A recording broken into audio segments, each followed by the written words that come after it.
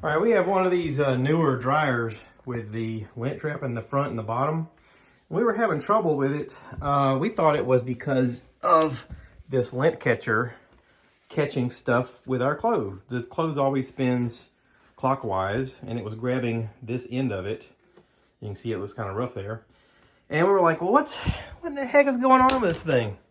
And my wife discovered that Please don't film me. there is a lot of stuff in this hole. So we pulled it out, and I want you to see what we pulled out of the hole once you unscrew it. Look at that. All of that was in there. That's like a lot of lint that was hard packed and trapped.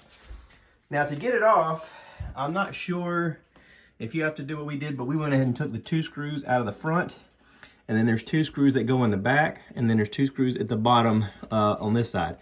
Now you need a good light to be able to see what you're doing, and we had to use a couple of screwdrivers to be able to get it. But the minute we took it off and were able to pull this out of here, we could see how bad it was, and it was pretty bad. So anyway, this is just a lesson for you guys out there. If you have this kind of problem with this kind of dryer, try checking your lint trap, because this may do the trick right here. All right, putting this back together, these screws don't actually attach to it, so that really didn't grab anything. But the 2 screws up here, and the 2 in the middle are holding it in there. Now, on this side, there is a piece here that's got a magnet on it. I'm not exactly sure what the magnet does, except maybe it has something to do with the door, holding the door, but I don't know.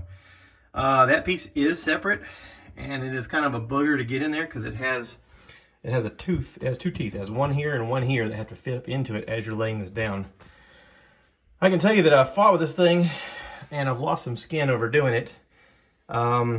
If there's a service where they say, hey, you know, we'll do that for this amount of money, it's probably worth it just to pay somebody to do it, because that is a booger. Now, if you're like us and you're like, I need to save a little money, just be prepared. Your knees are going to hurt. Get some towels to put your knees on, and you're probably going to knock some bark off your knuckles, and you'll probably say some bad words, but you can do it.